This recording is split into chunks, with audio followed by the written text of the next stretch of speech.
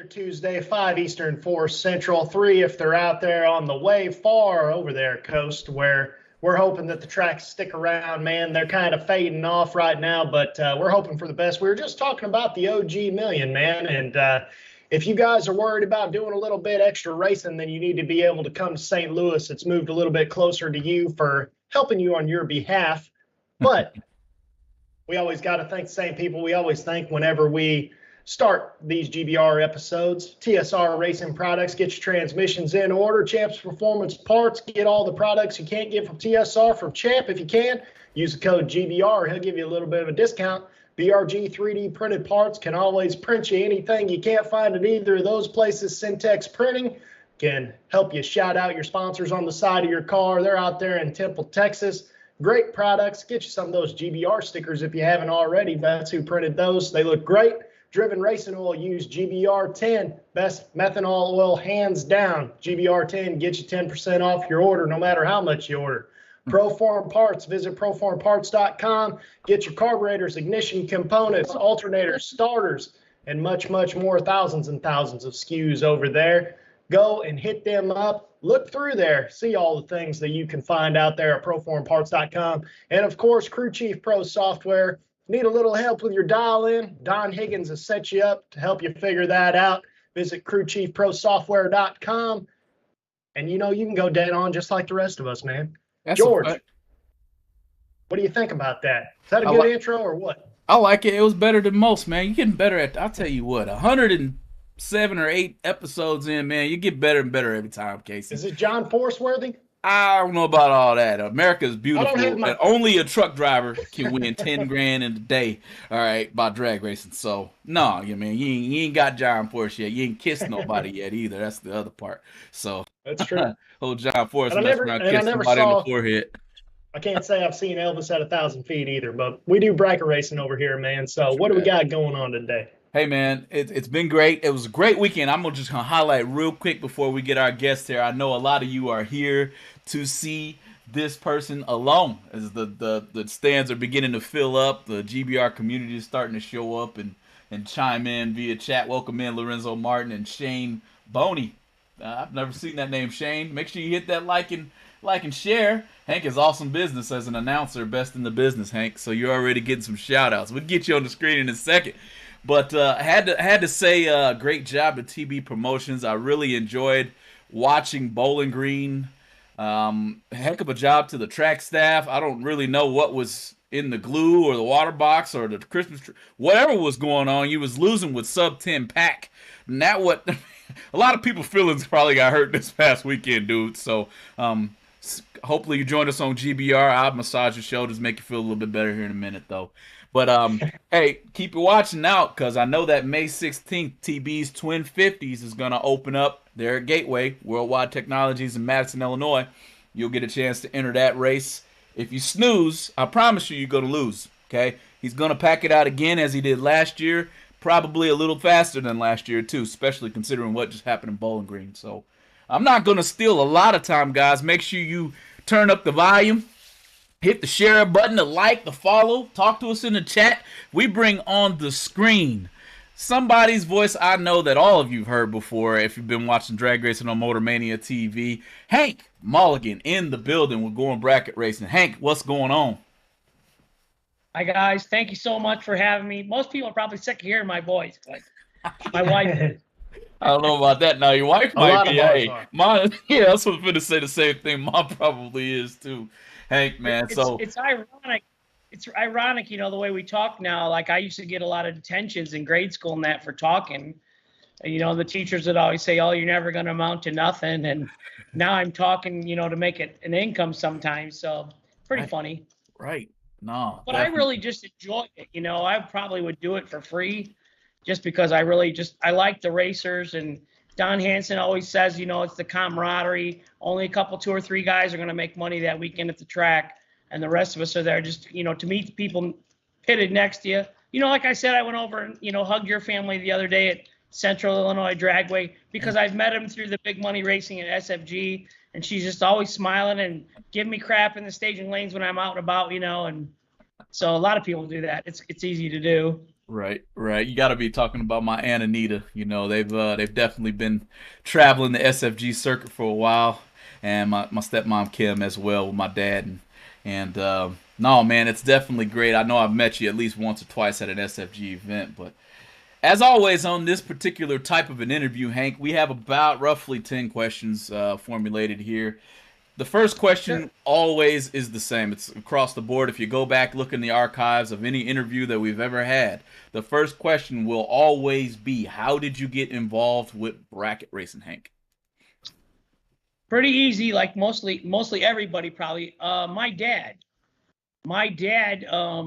he was helped Lee Smith out of Moline, Illinois, with his car shop, racing C altered in the 70s. They went to California, sponsorship from Chrysler, won C altered or whatever. Didn't want to get a pro stock license, so he kept racing that instead of going to pro stock. But I was a little kid, in the ramp truck, driving down the highway and watching. I'd play Matchbox, and he had a racetrack that went through the whole house, little, Tyco racetrack. Went through the whole living room and kitchen. I was the happiest kid ever. And then we went to Byron Dragway as a kid, and B Folk and Nick Folk and all of us would play in the dirt with our cars. And Brian would always rip me off, trade 2 Matchboxes for 1. He's the businessman. So, but we didn't have junior dragsters. I talk about that a lot. The kids have those junior dragsters, and I think that's great. I mean, as far as it's gone, Top Fuel World Champ has come from junior dragsters. So, I mean, that program worked, but we didn't have it. So we got a bicycle race finally. Ron Leake or BJ Vanks us up at Byron, turned the tree on, and we'd race bicycles. And I had like some regular dirt bikes. So next week I brought a 10-speed. I picked up the pace. I started. I ran my dad's car on the return road at 8 years old. We just had a metal rod. My shoes were bald. Kids, we always wear our tennis shoes out. We were on the return road. He said, "Oh, hit it." Well, I floored it, and it stood right up. And he was trying to hit the kill switches, and I didn't get to drive it again until I was 13. That was the end of that. Because I fell off the field, I fell back in the seat and came back down. I punched her again, and he was screaming. So yeah, drive it like you stole it. If your parents say floor it, you're gonna floor it. So That might be through my dad, he bought a 73 Dodge Colt from Rod Shop and came with the Hemi and Elenco, ran 840s, and he took that out. He said, "I got 4 kids, small block Chevy and a Power Glide," and we went bracket racing. So that might be the best. How did you get into bracket racing? Because of my dad's story that we've had to date, George. Yep, I think so. So Hank, yeah. Turn the tables on this a little bit. So now that we know that story, most folks know you as an announcer nowadays. Mm-hmm. So, and obviously we know you're an accomplished bracket racer. I saw there's some pictures on your Facebook page of you holding up some big checks and things like that. So you're a good racer in your own right, but a lot of people know you as an announcer. At what point did you decide to try your hand at announcing? Well, Brian and Nick Folk, they teamed up with the Cummings family to promote a bracket race. They had 320s or something in Memphis in 2017, and they called me and say, "Hank, you want to be the announcer?" And I was like, "Sure." So I got to admit, the night before, I was sick to my stomach. I was so nervous, So I'm thinking you got 600-700 racers, and whenever you hear your voice, you guys have been through this now doing this show. You hear your voice on a watching the video back or whatever. You go, "Oh man, I don't sound like that. That's not me," or whatever. Tape recorder or something. When you hear your own voice, you never think it's you. So I was physically sick. I was so scared and nervous before bracket racing. But Jason Lynch and Dan Northrup and everybody that I raced with was there, and they just all gave me a bunch of hoopla, and we got through it. It was fun. So now I love it. So yeah, I can totally relate to that whole deal, especially the whole deal of you're like, why'd I say that? That's not what I thought or whatever, But once you say it, whenever it's live, it is what it is, man. And that's what separates the men from the boys right there, is being able to just say it and live with it. Well, you got to be careful, because when I first started, we didn't have Motor Mania at Memphis at Folks Race. And Nick kept bringing me up a can of Mountain Dew, and it wasn't all Mountain Dew. And by third round, my wife was calling me on the phone and in the tower. Oh my God, you can't say that. And what I say? So I guess I used some bad language or whatever. And so yeah, now when you go with Motor Mania, they keep me G-rated. That's right. She's got a radio up in the tower, and she'll call and she'll say, "Hey Hank, you can't say that. You can't play music through the mic because the music copyrighted. They would mess up their channel and stuff." So it's been a polishing act with the Motor Mania and stuff. So Luke Wagacki had me down to his door car race one year, let me trade for some entries. And so Luke, if you're watching, I'm up for that again. That was a great race. And I just did Central Dragway last week. That was wonderful. Thank you to them guys for Vashon and Greg having me down. Brad Gebhart hooking me up with the deal. And Cedar Falls Dragway. Yep. I went out with SFG, and then they asked me to come and do their Night of Fire. So that's pretty cool. That was, like the old days you're used to when we were kids. I got the wireless mic and went out the track and got them going about the jet cars and got the crowd really going and stuff. It was a lot of fun. So nice. I love it. I never shut up. So now, hey, let's hit rewind real quick, and because I want to give GBR community a little bit of a. It kind of goes along with my next question too, because you have the best seat in the house 99% of the race, since you're right there calling the shots from the tower. But tell me about that race at Central Illinois Dragway. How'd that go down? Because that's a series, and we expect to see that. I think 6 more of those events. Yeah, 6 more of those weekends coming. So how'd that go down? Pretty good racing out there? Because you do say I do race, and I race there. And as a racer, that particular race is really the racer advantage. They got 2 colors in box and no box, and they run a no box color, and then a box color. And so they were potentially 4 buy runs each round, 1 in each category.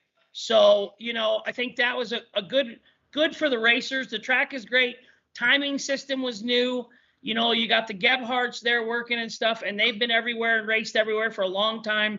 Jacqueline the mom, Rich the dad, you had Greg, Brad, and the track owner, Vashon, his dad, mom have raced a long time. He's raced. So you got a lot of racers. You don't have business owners or people that bought a racetrack for an investment, and the payout was great.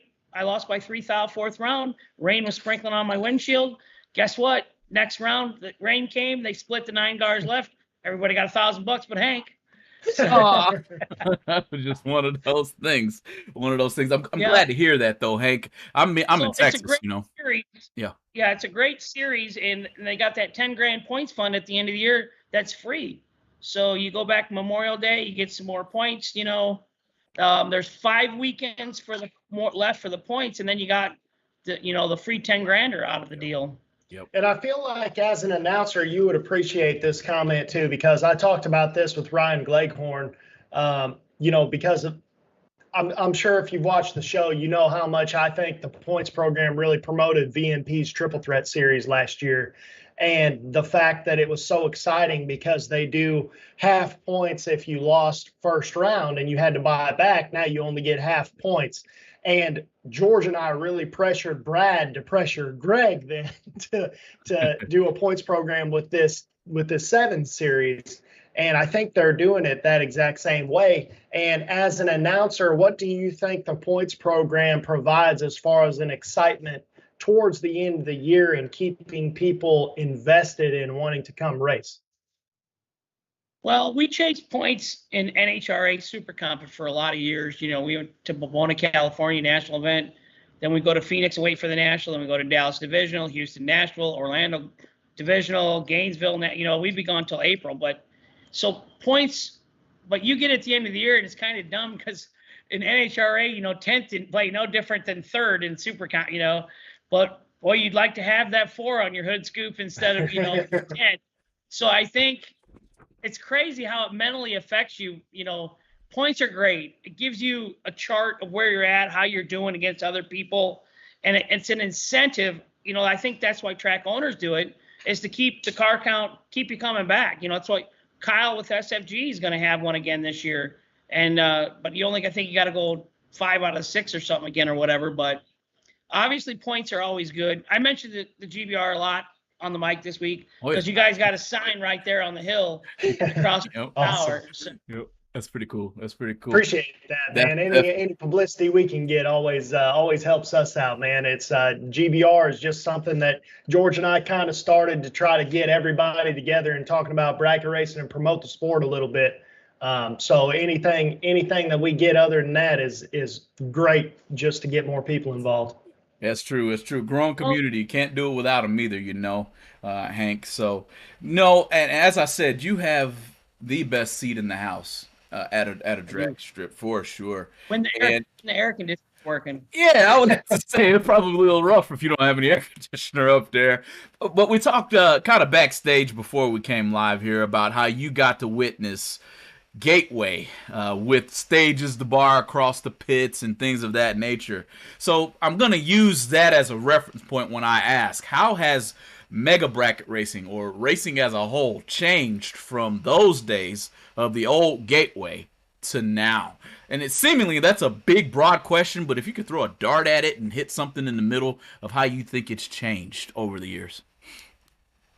Well, there's always that question, some people feel that the big money bracket racing has taken away from, the local track because those guys aren't going to their local track every week. They're going once in a while because they're saving their money to go to the big track. I feel there's two different kind of guys, really. I think there's the guy that still has the kids and the wife and has to work overtime on Saturday, so he can only go to local track Sunday or whatever. But, the entries are kind of the same. Track prep seems to be a little more serious. People pay attention to the details of the track itself, maybe the quality of the track, the quality of the timing. And I think it's uplifted the local tracks. They're not allowed to just, have gravel and not put money back into the track or clean I mean, when you go to your little track now, just like last weekend, the bathrooms are clean, the hand dryer works, they know they have to do those things. It's a consumer dollar is what I always say. It's my consumer dollar. If you don't want to spend a little bit back to me and you want to overcharge me at the concession stand and you're, it's an employee driven business. I want a smile and a greeting at the front gate. I got to have people that know a little bit about where they're at the track, what's going on. It can't just be take my money and, I really don't care about the racer if you lost in the track, timing system jumped you out or whatever. And you can prove it with your time slip. The numbers don't add up to nothing else. And they say, well, you're still out, but they don't want to check their stuff. They don't want, that bugs me that we have to have safety safari or whatever. We have chassis certifications. We got to have certain jackets, certain neck collars, window nets, but there's nobody that certifies timing systems or tracks to say, yes, you are a drag strip. Yes, you can have customers come race. But I think the racing themselves have shown, well, I'm going to go, like we talked about St. Louis, the $1 million move in there. Well, you can do that because that track, good time equipment, paved pit area. They got the little bar on the backside of the grandstands. They got, clean big restrooms, big area to park. That's why you can do that racing or whatever. But I think it goes both ways. We still go to the local track, Exactly, man. And that actually is a great segue here because something I wanted to ask you was just bracket racing as a whole has exploded. And I say lately, but, within the last 5 years, realistically, it's gone from kind of just an upward tick to like straight up. And I wanted to ask you, how many people do you think are making making a partial living off of bracket racing now? Because it seems the industry as a whole has skyrocketed.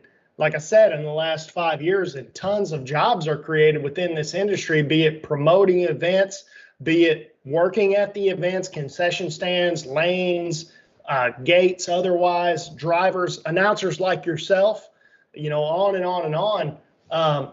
How many people do you think can legitimately make at least a partial living off of bracket racing, which seemingly never existed until recently? I think quite a bit now. Like back when we did the NHRA points, Dan Fletcher and David Rampy, and they had sponsors, I think is why they could survive, as their job, as their only career, their only job, only source of income. we went. My dad won a national event, Pomona, 23 grand, whatever. That don't last long with, motorhome, fuel, parts, you know what I mean? But they had sponsors that they could afford to do it. Now with the bracket racing, you knock down a $250,000 split, on a $500,000 race. That's good for 3 years, 4 years of someone's, 75 grand job. Right. So Jeff, Sarah, there's quite a few people that don't work. They kind of golf. But Jeff, they all got a little side gig. Jeff does the checks, the big Happy Gilmore checks. He does decals, card numbers, and things. I don't think anybody that does do it for the big money, I don't think they do just the big money bracket race. And I think they always have maybe something that, sell fuel at the track. They do, sell tires. They've got something else kind of, diversifying them. I don't think it's just their winning paycheck, that they're living off of. Well, and imagine too, what type of, think about how much it changed someone like Gage Birch's life to win the original SFG 500 at the age that he was. Because, you're talking legitimately, imagine when we all started out life, where you get out of school or whatever, you get your first job. Now you're trying to figure out how to save up for a down payment on a house. Now you buy the house. Now you probably got to remodel the house. In my scenario, I had to remodel my entire house all by myself because I could barely afford the house by itself, let alone the stuff that I needed to fix it. But if you have someone like Gage, who was super young at the time, I don't even know if he was allowed to drink beer yet at that particular age range he was at, but he can legitimately now take. What's that? He still isn't? Still doesn't. So he could actually have enough money to buy a house where he doesn't have that hurdle anymore, because as most of us are, George and I talk about this all the time. Think about how much money you'd have if you don't have a house payment. Right. Like, that's the difference in being able to go to all these big money races all year, because that's how much your house payment costs per month. Yeah. So it legitimately was life-changing money for someone like him. Like, I would like to have his opinion. So Gage, if you're listening, we'd love to have you on the show at some point, but I would love to have his opinion on what he thinks his life would be like had that never happened. Interesting. Well, I don't know how many $500,000 races we've had, for everyone, the Flings and us and whatever, but, there's 10, 15, 20 people out there that their lives have changed. Steve Sisko, when that one weekend, he won both days. And that, that's just insane. The amount, the large in 2 different cars. Right. When Gage won, the thing I like the most about that is Matt Daddis said he paid $3,500 for that pickup truck, spent maybe $4 grand on it to go out and win $500,000 on a $7,500 race car. So I like when I'm announcing, everybody always hears, they always tell me they ain't going to race against Gary Williams or Troy Williams or whoever, 00 dead on. Well, I sit in the tower. I see some 90s and 140s and a 10th over. Not every pair is that way. And it's not who you race, it's when you race them. You guys know this from racing yourselves. I raced, this weekend, and, Tucker won the $1 million race. And I think I raced his partner third round, in his 451 dragster in my 605, door car. And he was 007 and took a little too much stripe, and Hank the Crane got lucky, but so it's not, you don't have to have a $140,000 dragster to win $500,000. And that's true. And I know you're getting ready, George, but I had something that I wanted to ask Hank on top of that, just because it's going this way. But what do you think there is to be said? Don't you think that it is actually a good thing that, for example, like obviously Nick Hastings, Matt Daddis, Gage Birch, they can win in anything. They've proven that. They've driven multiple cars. Matt seemingly drives a different car every other week. It seems like Gage is always hired gun in someone's car that's not his, and is always winning. But what is there to be said because of the cars they're winning in? Because those aren't expensive race cars. Those aren't $100,000 race cars. The Starfire, the T1000, and obviously Gage won his biggest race in that $9,500 truck, but his Mustang's nice too. And all these cars are nice. I'm not saying they're not, but I'm just saying they're not $100,000 race cars. Yeah, they're not Jerry Bickle Pro Stock chassis Right. bracket cars.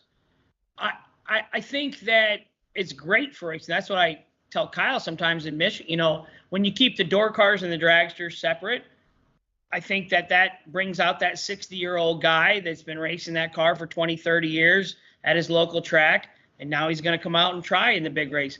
I don't know, in my humble opinion, I don't think if it was an all-combined run category, I don't think you would get that guy with his 67 Camaro that runs 650s and, has 12-inch tires instead of big, 17-inch on or whatever. I see those guys come out and race, and they do good, and they can get down to the final. And, you only got to beat one dragster that way. That's the way I say it. You only got to beat one.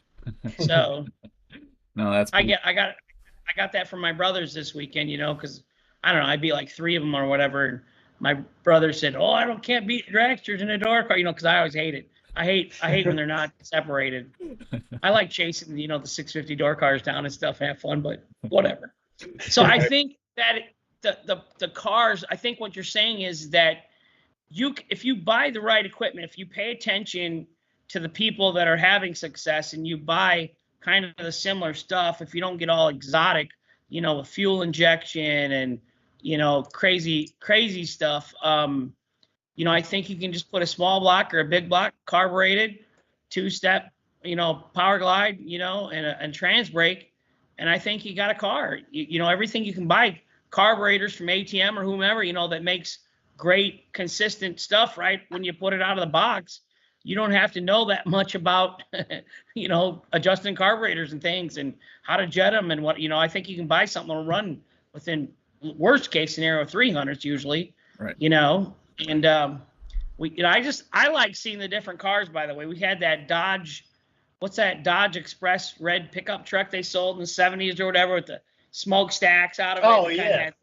Side step, bed or whatever. There was a guy there this weekend running 930s in that thing. Junior dragsters were running 770s, and he was running 930s in his pickup truck with slicks. And I loved it. He was winning rounds. I'm like, that's what we're after. That's the diversification that I want to see. Get your car, go to the track. Right. So this perfect spot, guys. Don't forget to hit that share button, the like button, the follow, the subscribe, join in the GBR community if you aren't here yet. We're going to come right back to you here in just a matter of minutes. Going to give a quick commercial break to our partners. Don't go anywhere. We'll be right back. BRG Motorsports 3D printed racing parts are able to provide you with whatever you desire to enhance your drag racing operation. Items like safety belt magnets, nitrous bottle holders, and even quick release delay box mounts are able to be obtained from BRG Motorsports 3D printed racing parts. Have a look at top-selling items such as helmet hooks and steering wheel hooks, which are proven to make it easier to maneuver throughout your race car. You can contact BRG Motorsports 3D printed racing parts at telephone number 765-729-1177. TSR Racing Products has everything you need to make your Power Glide, Turbo 350, Turbo 400, and 727 transmissions the best they can be on the street or at the track. With exceptional products, customer service, and over 30 years of experience, TSR Racing Products is always available to help their customers with any of their transmission needs. In-house machining ensures you only receive the best products from TSR Racing. Visit TSR Racing Products at tsr-racing.com or give them a call at 800-394-5889.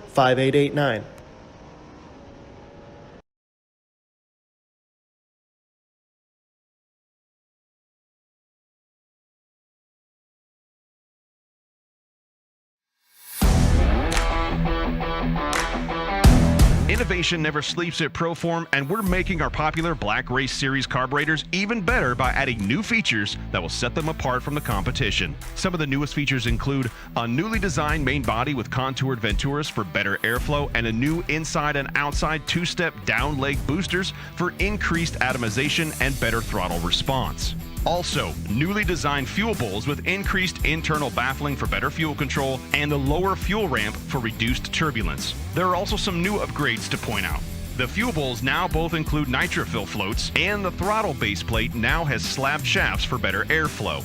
These new features, combined with the fully adjustable high-flow main body with screw-in air bleeds, billet metering blocks, high-performance billet throttle base plate, and aluminum fuel bowls with sight glass windows, makes for a great street strip carburetor that packs a punch.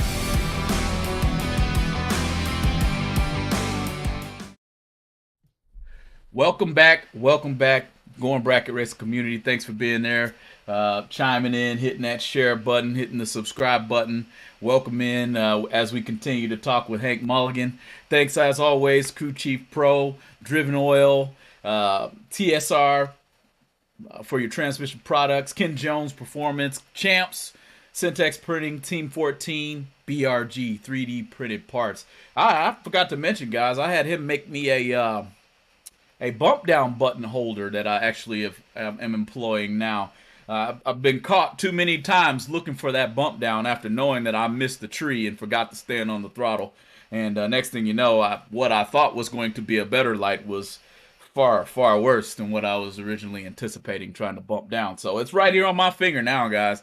Hey, if I miss, I'm going to bump and I ain't miss no more. So thank you to BRG for that, for sure. We're getting back at it here with Hank and having some real good conversation there during the commercial as well. Let's go back to this question real quick. It's back on the subject of big money bracket racing. I want to ask this question a little bit different than I normally do, Hank. And it's basically the state of big money bracket racing. How is it going? Are there any red flags in your opinion is what I want to ask. I know my answer. I think I know Casey's. I even think I know GBR communities. But what's Hank's take on, are there any red flags with big money bracket racing? I don't see any red flags because the car counts have been huge. We went to Darlington last fall with the SFG, had 600. They had 700 in Bristol the next week, and then they went somewhere else and have 700. I mean, everywhere I've seen, I haven't seen anybody have any low car count scares, since last fall. So that's, the weather, even the weather has, looked bad, 2 out of 3 days or whatever. And everybody still shows up. I just don't think any of us want to go to work, or some of them bring their wives, but some of us, all right, I got to go racing, honey. I'll see you in a week, I agree, man. Go ahead. The SFG, I'm curious to see how the $500 round money is going to go Memorial Day. I don't know if it's going to have 1,000 cars or is typical, 500-600, but I just don't see anything from it. Red alarms. I've seen some races promoted and they've gone kind of a bad promoter, or they've gone kind of bad, and people still keep going. The racers kind of keep going. If the payout's there, they don't really seem to care who the promoter is or what beef or issue they have with that promoter. They still just go, where the payout is or whatever. So I think the only thing I don't like so much is the late nights, because I've had the older crowd, Tom Dauber, a couple of the older guys, Hanson and them, they doesn't seem to be as much getting done 6, 7, 8 o'clock at night and cooking out and having fun with the guy and meet the new guy next to you. You go to some of these races, you're in, you race, you leave. You didn't really get to talk to anybody around you or meet anybody new. We got to figure out the time frame, how we can still have the large car counts, the large payouts, but maybe we got to go back to that 2-day first and second round buyback thing, so we can still be done at 8 o'clock at night, and get to meet the people you pit next to and, cook out on the grill and have family time or whatever. And because I don't know, maybe it's because I'm older. I don't like the 8 in the morning time run and getting done at 2 or 3 in the morning at night and, couple hours sleep. You got to do it again. Then it's not seeming to be as much fun as maybe going to your local track and getting done at 8 o'clock at night, and getting in trouble all night on the golf cart. Well, that's one of the things that on a show a couple weeks ago, we had Danny Waters Jr. on, and that's, obviously he's big time racing family. His son Creighton's 3rd generation racer. Danny Sr. was a big time racer back in the day. And obviously Danny Waters Jr., very accomplished racer in his own right. But that's what he always said. He said that was where he met the Cummings, and they would show up on Thursday and they would do whatever it was they were going to do, and they'd get done with that, and then they would make some food and drink some beer and hang out, and then they'd all go racing the next day and do the same thing the next night. And it was more of it was just more enjoyable, because it's kind of funny that racing isn't necessarily about going racing. It's about hanging out with your buddies and not being at work and talking crap about how bad your week was at work and just having fun and blowing off steam and raising your kids out there and knowing where they're at, and everybody's fenced in and everybody gets along. That's the one place, George and I talk about this all the time. You know, the way the world is anymore, everybody's always arguing. Everybody hates each other all the time. But you go to the racetrack, you very rarely find somebody who you don't get along with. Everybody gets along with everybody. And it's just a fun place to be. 25 years or whatever going bracket racing and stuff, and I don't really know of anyone that just hates somebody else or can't pit next to them, or I don't really ever see that. You know, everybody gets, you know, and even if you got to race somebody and something goes wrong, you know, you still don't get all upset. Dave Conley and I raced 2 years ago at Byron's 100 Grander, and Dave somehow, you know, bumped them both on me, you know, and then I went in and, you know, but he came, you know, I've been to Dave's house in Florida. I love him and Jennifer. I love their boys. And, you know, it just happened. You can't hold a grudge and hate Dave Conley the rest of your life. You know what I mean? I'm sure I've done something to people or somewhere, and, you know, it's just Dave, you know, it happened. It's one run, not the end of the career, you know? And something that's also crazy, speaking of that, because Dave Connolly obviously was an accomplished pro stock racer. Now he's an accomplished pro stock crew chief. Now he owns Competitive Suspension. It's funny that you say that because he's just Dave. We had Jake Coughlin and Peter Biondo and Dan Fletcher and Luke Bogacki and all these big guys on this show, and Jared Pennington. I mean, we go on and on and on, but they are just normal guys. I mean, Jake Coughlin, of all people, you would think, you know, if you see him on TV, you know, you can have whatever opinion. I mean, Jake's always been very cordial on TV and everything, so I don't think you'd have a negative opinion. But George and I, he was our hero for a lot of our lives as far as racing goes, because he was one of us. You know, he was a sportsman racer first, and he was pro stock racer second, it seemed like. Jake came on this show and he talked to us like we're just normal people. And it's funny that racing, we're all just racers. Nobody's better than anybody else. My one comment about the Coughlin brothers. I mean, bottom line, you know, I heard some nasty rumor or whatever that they got like $1 million for their 18th birthday. We each one of them turned 18 or whatever. I mean, they have a lot of money, but they have never, in the 30 years I've known them, they've never come across that they're the Coughlins and they're rich or whatever, and you're just a ground hugger. They're very cordial. They're very nice. They'll talk with you. They'll laugh. All the racers will. Actually, that's what you're saying. I mean, it don't matter how much they won, Fletcher, Rampy. They're all just natural guys. They're just nice to you, you know. They just happen to be a whole lot better at racing than me, you know, in the other lane. But if you're done racing, you know, Juggy will have a beer in his hand, you know, and, hey, Hank, what have you been up to, you know? And I still get videos from John on my phone. He's got a pet monkey. John and I were kind of tight back in the day chasing points. And so he, you know, he keeps calling me, getting the car back out. We're going to put the band back together. And I'm like, oh, boy. I said, times are different. We can't do what we said. But they're all super nice. You know, they give you their cell phones. You get to talk to them, text them, whatever. And but that's my concern with the bracket racing right now is, you know, we went NHRA division racing with Nick and Brian all the time, folk. And, you know, you make your time run in the morning, you know, you don't have to do nothing the rest of the day. We go golf 9 holes somewhere at a local golf course or something, you know. You can go have some fun. You know, of course, he teed off and the ball went right by my head in my car out on the fairway. And him and my brother KJ were on the tee box on the ground laughing because they never said four. They almost killed me. And, of course, we trashed the golf cart. You know, it lost an axle out to one side, whatever. But we used to do things, you know. But that's the only thing I don't like right now in the big money bracket race. It seems like you start at 8:30 in the morning and it's midnight or whatever, sometimes later before we're done, you know. And so you don't really get up in the morning and maybe cook eggs and bacon and stuff on your griddle outside and serve the guy next to you. And I think we need to get a little bit of the camaraderie time back again. I don't know how to do it with, you know, you got to have the large car count to pay those payouts, and then it takes that long to run them. But I think by default though is what's going to end up happening, Hank. I think we're going back there, like it or not, in big money world, because like you mentioned, Kyle Riley has a shot at having 1,000 racers show up for $500 round money. Okay, you don't have a choice but to take. I'm gonna take his phrase. Run it as a marathon instead of a sprint. You don't have a choice. You're not getting that many race cars down the track, getting done at a decent hour for the next person to be ready to go again the next day. And that next day is where they're going after the big checks in the first place. So I think by default, and even if you look at the OG and Vegas and all these other places, the car count is really high right now. And then you see a lot of people taking buybacks out of the equation because of that. And so I think by default, that'll probably take care of itself here in the next few months is what I'll call, not even years. Casey, you were going to say something.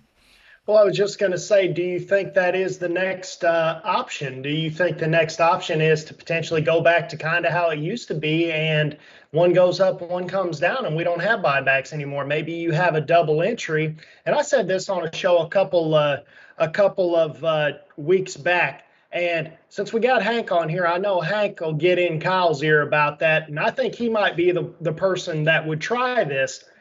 But Hank, what do you personally think about?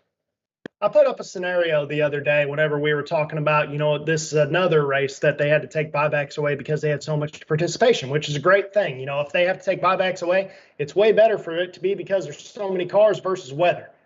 But what do you think about, back in the day, it used to be single entry, no buyback. Now, then it got to the point where it was single entry, but let's have a buyback. Then it got to the point, let's have a double entry and you can buy everything back. Do you think that there should be an option where if you're doubled, let's say you can double enter, you have no option for a buyback though if you're doubled. If you want a single enter, you have an option for a buyback. So you're gambling on the fact that if you double, like for example, I think I gave the example of Corey Galletti. Corey Galletti's going to, in that scenario, double enter because he's going to figure he can get 2 into the next round. So he's going to gamble that. Corey Galletti also could lose both first round and not be racing second round. Whereas, say, Casey could single enter, lose first round, guarantee that I'm going to second round no matter what. And it could even be the same amount of money. You know what I'm saying? Well, you gotta kind of.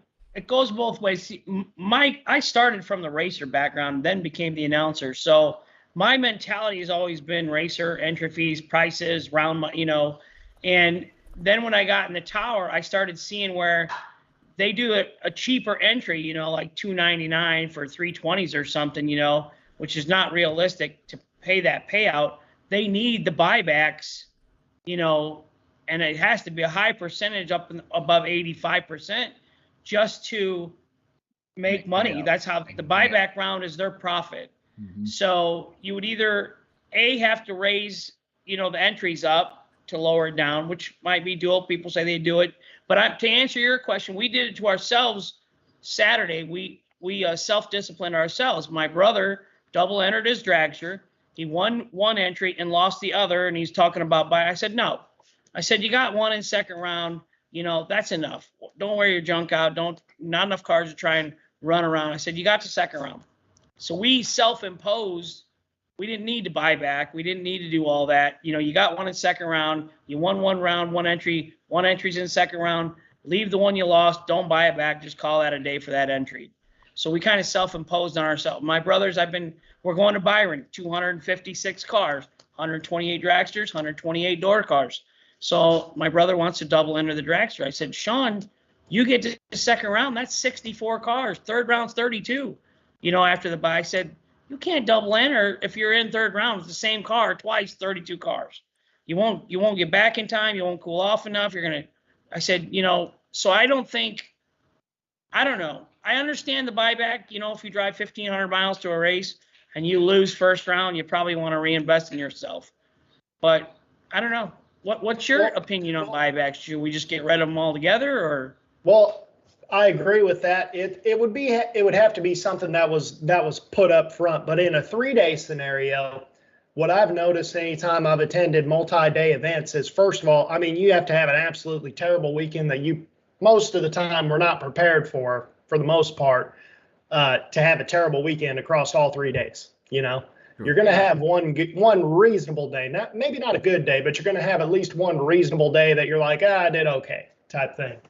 So it would just be something that would need to be talked about. But this kind of goes into my next question, which was, what is the next step for promoters? Because it seems like the amount of money we've paid out at this point, I mean, legitimately, there's been multiple people have paid over $1 million to win multiple times.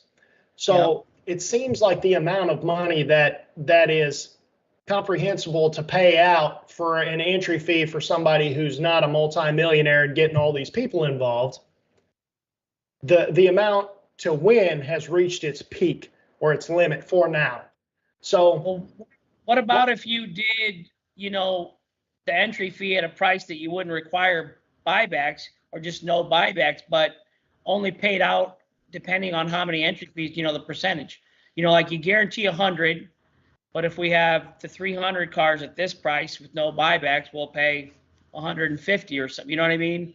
I think that would be better for the promoter and for the racer, because it guarantees the number on paper, and then it also guarantees the promoter X amount of profit for each amount of cars. They always know how much money they're going to make going into it. So it's better for everybody, really. Yeah.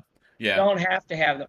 I got to say that, watching Vegas and, even Bristol, I think last year, Peter made some pretty crazy decisions financially for him to kill buybacks with 674 cars at your race and say, I got enough cars, no buybacks. I mean, kudos to Peter. I mean, holy cow, that's what, $100,000 that he lost in profit. It's the buyback's profit. He ain't paying no round money on the buyback guy that wins, He still has to win more rounds.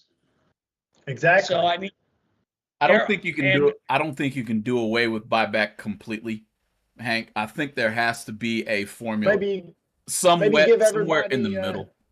Maybe give everybody one buyback no matter how many entries you have.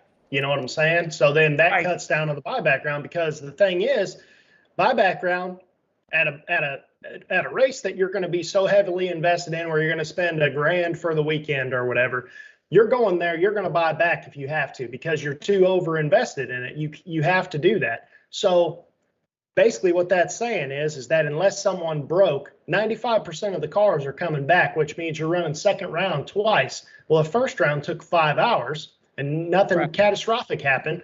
Then in theory, second round is going to take 2.5 hours, and then buyback round is going to also take 2.5 hours. Now, if we started at, just to make numbers simple, if we started at 6 in the morning, we're already at 6 at night right there, and it's only third round.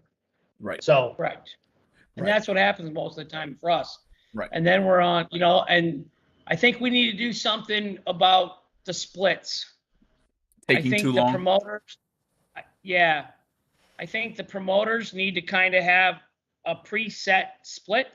If it's 50 grand to win, 10 grand runner up, or 5 grand runner up, they need to know how much purse they got. They need to put the cars that, if it's 12 left or 16, all 16 are left. They need to present the split and just vote, because this 30, 45 minute waiting for them to argue about the split and having an ink pen and a calculator and changing it for what everybody likes. I don't want the 45 minutes. We're just sitting there waiting. And then it typically happens again the following round, at least one more time. Right. And let me interrupt here too, because I'm getting a question more than once in both YouTube and Facebook about stopping with the re-entry round and just throw people into second round. Hank, if I'm not mistaken myself, that'll cost the promoter more money. Would you care to elaborate on that, as far as for just having everybody go straight to second round? Well, I actually think I spoke with Kyle about this. It changes the car count you're going to have in the third round loser. Money you're going to have more people to pay out in the round money. So, but you could change that. You could just eliminate, third round loser money or something, and then it's going to get back on track by fourth round. But I don't know. You just do fourth round loser or something. Those guys, the Kyles of the world, I got to say, when I've been up in the tower and I see those guys, I say, well, why are we doing that? And then they tells me, I'm like, oh, wow, never even saw that, never thought of that, So in the tower, I've seen a little bit of the other side of the bracket racing world. I started it, my dad tells me it's $20 to race at Byron, $1,000 to win Super Pro on Sunday. $20 entry to win $1,000. Wow. And but now you can go to some races little steep to win that 5 or 10 grand, some, but then other ones, there's been some free 5 granders that I've seen. I mean, so it's just, the math is crazy. I don't have the answers, but I like the car limits, but then they even do 300 or 350. That's still a 9 or 10 round race. You got to do it at 256, and then if you do buybacks, the all 128 bought back, you're an 8 round race, or 9, I mean. But I don't know. I don't have those answers. There's so many different opinions, Some people can't afford buybacks. Some people, I remember John LeBouse or Ike Hama. Ike Hama said that he hated buybacks, and John LeBouse did, and they just wouldn't do it. They didn't even like to go to the race. Like Bowling Green, Kentucky started them at those 10 granders, and they added buybacks. Well, John LeBouse and Ike Hama quit going because they didn't want to support a race that had a buyback. Wow. So, I mean, some people are very hateful of buybacks. Some people, like, to me, it's just expensive go-karting. I figure it's an $80 time run, $80 buyback. It's an $80 time run. My brother the other day, so you're going to get up and make a time run? Not really. It's $80 if I lose, I'm guaranteed I'm going to the second round. I'd rather sleep in bed for 30 more minutes and pay the $80 than get up at 8 o'clock in the morning and make a time run. I will say what I do find interesting, and I talk about this all the time, is that I find it very interesting whenever there's single entry, no buyback, or if even there's just no buyback and that's it, like at Peter's races these last couple times. I find it interesting who you see deep in the rounds once there's no buybacks anymore. It's always interesting to me because I feel like that starts to separate the men from the boys. And I was just talking to George about this a little bit earlier, is everybody always says, oh, Jeff Serra, he's always doubled, he's always buying back, things like that. Well, he didn't have that option this weekend, and he was one of the last big names that was deep in that 100K shootout. And, it's just, I just feel like it separates from the men from the boys more often than not, because do you still have the balls to go up there and set up to be 3 to 5 on the tree whenever you don't have a second chance? Well, no, and can you hit it? Can you be set up like that and do it and take care of it? There's the guys that set up 3, and turn it red by 16 or whatever. I see the numbers in the tower. So like whenever I seem to red light, it's 1 or 2, because I always usually set up like 8 as the tightest. So the guys that are set, but so that true start's I kind of like it, because I said for me, if I go red, it's going to be 1 or 2, and hopefully my opponent goes red. But I see reds most of the time are 16, 21. I'm like, how can you be that red? But I guess they're setting up 2 or 3 or something crazy, but I don't know. Yeah. But I think you're right. Those people that are good are going to just still be good. Yeah, they can have a guy lay down a package or something. Brian Folk just told me that a minute ago that, he raced the Edmund Richardson's sons, Blake and them, and they laid down 4 total. I mean, he's 9 dead too. He said I'm 11 total. I wouldn't, Yep. So you're still going to have. I wouldn't even know. You can still have somebody lay down one again, but. Yep. So I don't know. I don't. What's your personal feeling on buybacks? Eliminate it all together? No. I like how you say if you're double entered. What about if you only it's a 5-day race and you get 2 for the whole week? Even that's better. It's all about time, Hank. Just like you said in the beginning, it's all about time. Can we be done by 7 so that I can go meet somebody new, or I can watch my kids meet how Casey and I met, as opposed to having to pay so much more attention, and be in the lanes? Can I watch my kids enjoy meeting new kids around the track as well? We set up a little portable pool, and my wife gets in it, and we have a drink, and you lead an adventurous lifestyle when you have a stroke and everybody comes over and tells you, oh, Hank, you're just drunk, have another beer. I'm like, no, something's wrong, dude. We got to go home. So I was at Brian Folk's surprise 50th last May, about a year ago now, and I started sweating, and I couldn't speak. And, everybody, all of my friends are just laughing, asking my brother, you understand what he's saying? And they're like, no. And Brian Folk comes over, and he's, you're just drunk. I'm like, dude, it's 8:30. I've had 1 drink. So, you lead a pretty adventurous lifestyle when you're dying and none of your friends know. They're all just like, oh, you're just fine, Hank, have another beer. And I'm like, no, this is different. We got to go. So Ma Folk was the only one that said something's really wrong with Hank this time, you know. Got to take him. So, but Did we lose him? I think we might have. He might be getting a phone call or something. 5 races. Yep, that was it. Who? You're okay. You can pause for a second. You're good. You're back. Oh.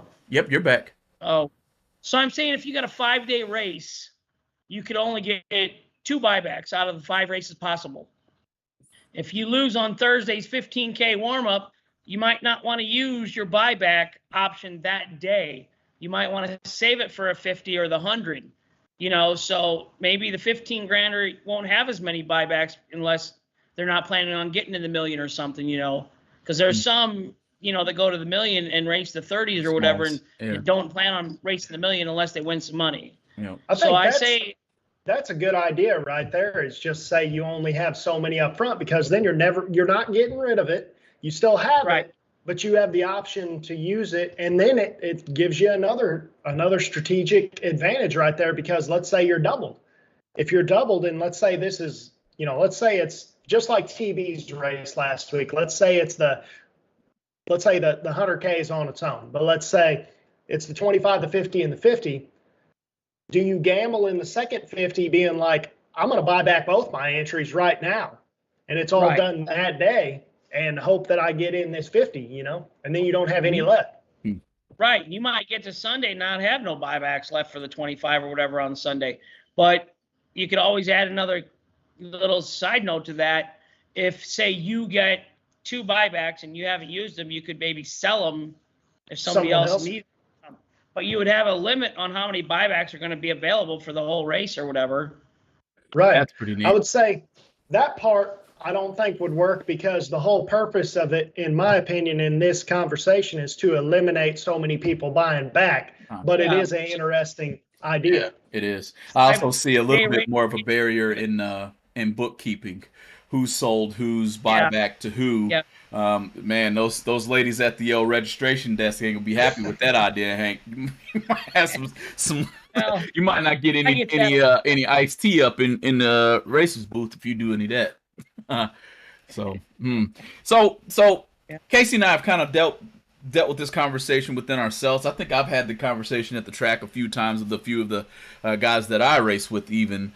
More and more, we're starting to see these events turn into family vacations. I said that on purpose now. Don't think that I made a mistake with what I said. I said the events for bracket racing turning into a family vacation. Case in point, you have Bradenton during Christmas or at that time of the year. Everybody is going to go to the beach at one point in time during that race, or the golf course, or the mall that's right there next to it. Is that what the bigger races are turning into, sort of a spectacle, or a even Spring Fling says you race it, experience it. That's their motto. You know what I mean? Are we trying to get these people to use their family vacations within bracket racing? I like the idea. I'm gonna start by saying that. I definitely think you need to. I mean, you can't, as a husband, as a dad, a father of children, you can't say that I'm going to Florida for 7-8 days with travel time the week before Christmas, and she's got to get all the groceries ready for the Christmas dinner. She's got to buy all the Christmas gifts for the kids. The kids are on Christmas break. They're not in class. She's got to watch them or whatever, No, Bradenton, we go down a couple of days early and we go to the beach and we go on a little swamp, boat tour. And, you can't just think your wife's going to sit in the motorhome for 5 days at the track, in sunny Florida, or even ride with you. Why would she go? So, and I think, and to bring up the fling, they do Easter egg hunts. They have, Halloween. We have at Kyle's races. He has, Halloween costume contests for the kids. And, they have a family fun center with, bean bags and stuff like that. I think you have to, you can't have 600 or 700 single dads there just drag racing. They have wives, they have partners, whatever, they have children. You got to make it a family thing. I think you can't sell it to your wife that I'm going to go spend $3,000 in entries and $2,000 in diesel fuel, and I'm going to miss a week's paycheck at work, because I'm going racing. Try and sell that to your wife. That ain't going to fly. No. I tell you, I preach a lot on the mic. So if my entry fee this past weekend, it's $400, I got to give my wife $400. Wow. So I got to match the entry fee to my wife, and then my car owner gets half of what I win, and then she gets half of what I win. So I pay double to race, and I win nothing. So yeah, that's a lose-lose situation. That was a bad deal. Wow, right? now that's how it goes. But I get to miss work on Friday and go race. Right. Yeah, well, that's true. So, Well, hey, you've been involved with a ton of major events over the past few years, being up in the booth and everything, and we've kind of talked about that a little bit here. What event stands out to you the most in your mind, and like what were you just most happy to be a part of, or what just was something you're just like, I can't even believe this is happening right now? I would say the first $1 million race. I just really never, you had the original million forever, and it never paid it. No one's ever paid the million. And Kyle said he was going to do it, one time at dinner or text message or whatever. I'm like, there ain't no way that and then to get 700 entries there, Billy Lieber's there from New York, and Cisco, and people came. They came from everywhere: California, Florida, New York. Yeah, I mean, I couldn't believe it. It was packed, and it paid the million. I'm like, and then you think about what NHRA Funny Car and Top Fuel, their world championship is only $200,000. They got 2 rigs, 30 employees with 401k and health insurance. And they're what's the national event pay for them now? It's something stupid like $20,000 or something. Yeah. I couldn't believe that we didn't have somebody in a pro stocker as consistent as they are, dialed in at 655 or whatever, 8th mile, Right. 360. come on out here and race. You're paying $1 million. I'm surprised Jed Coughlin didn't show up at this pro stocker. He was there, of course, but the first million. Yeah. That's going to be, because there was 700 people. It paid $1 million. That was insane. The 1.1 million, I mean, that was $100,000 more. That I said we all would have came for $1 million, Kyle. You didn't have to give away another $100,000, So I said That's true, man. And I mean, speaking of your Top Fuel thing, I heard like 10 years ago, it took at the bare minimum just to go to the races and qualify and lose and go home, that to run a fuel team, it took like $5 million a year or something to run it. So, right. I mean, you could have got a fifth of it at a bracket race, Wow. In 1 week. In one week. Hank, what's the craziest on-track event you've experienced going to all these huge races? I mean, you've seen thousands, probably thousands and thousands of passes at this. You got to have a good story. Pit vehicle. Say that again. $5,000 pit vehicle race. Oh, wow. 5,000 to win a pit vehicle. $5,000 to win the race. Yeah. That's got Kyle Riley written all over it. That's all I gotta say. I like the junior dragster category. I don't think a lot of racers do, because they take time, and you don't want to pull up big cars any in the pit area or pull them in the lanes when the juniors are running or whatever. But I don't think, people pay attention to what's involved, the relationship or the bond. Some of them are grandparents that are paying for those cars and helping their grandkids run because their parents aren't even in their life. I've seen that. But the bond that the brothers and sisters, with a brother and a sister, both do junior cars, I mean, I'm not there during the week, but they got to have a lot of bragging rights and stuff, during the week. You can ground them if they don't keep their grades up or they don't clean their room or make their bed or something. No junior dragster, I think.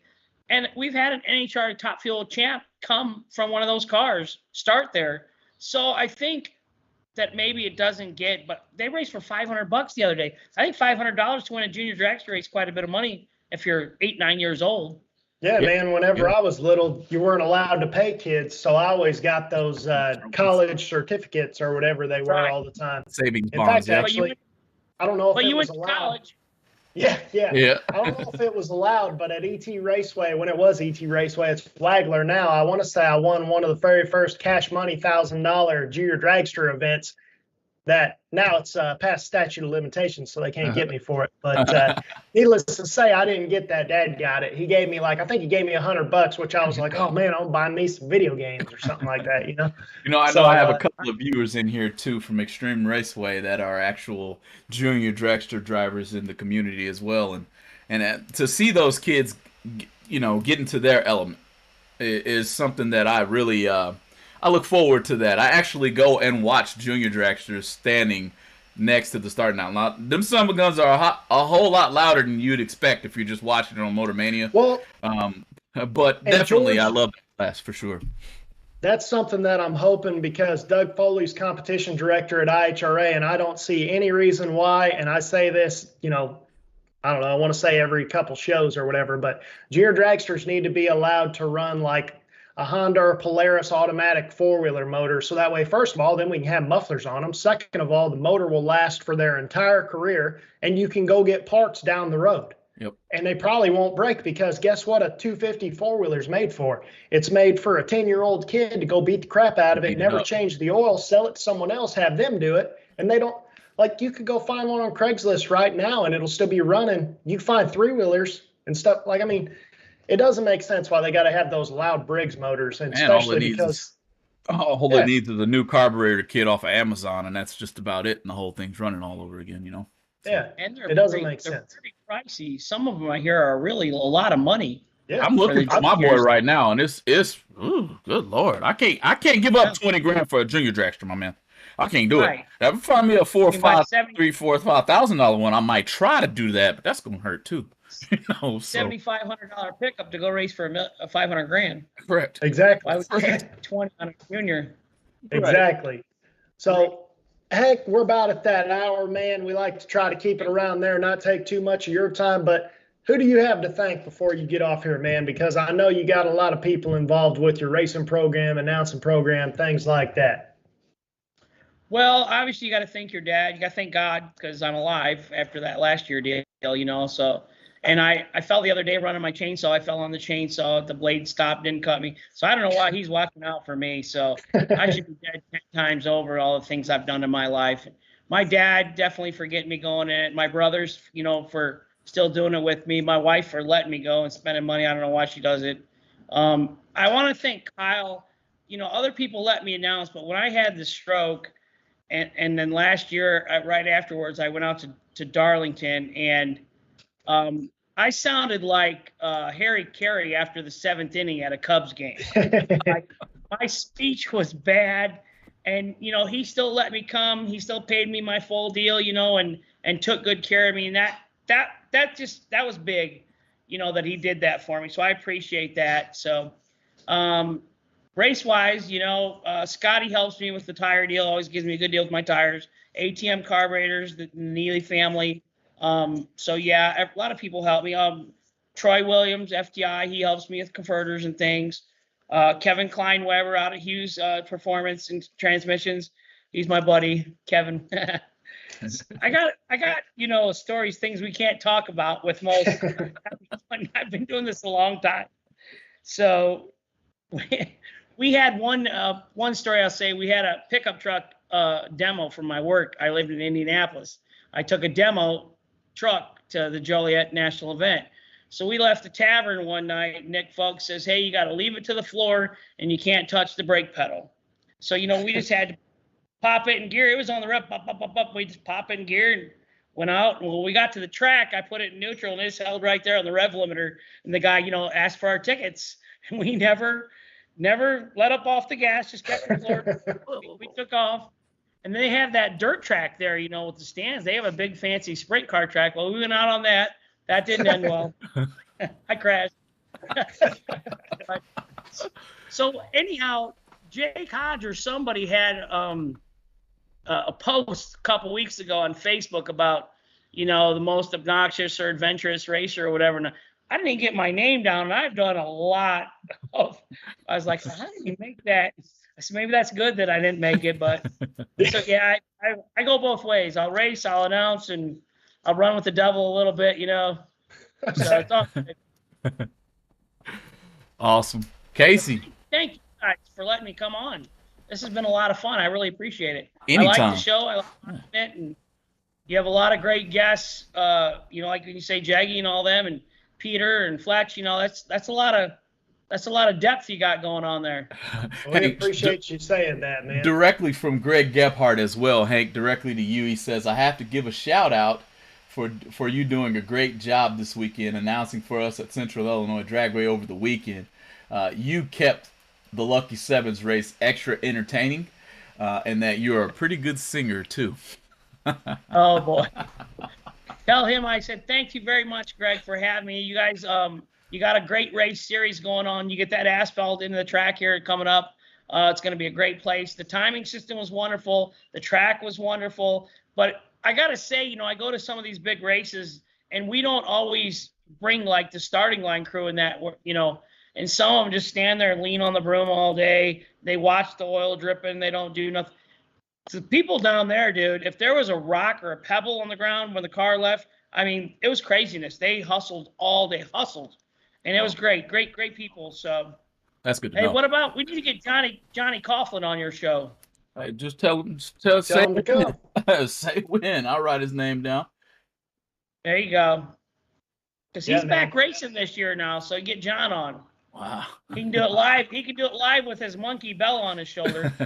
Oh, That'd man. be pretty cool. That would be, I think we'd be the first to do that. That's for sure, especially in the bracket racing community. But on behalf of Proform Parts, Crew Chief Pro, Ken Jones Performance Team 14, Syntex Printing TSR, Driven Champs Performance, and BRG 3D Printed Parts.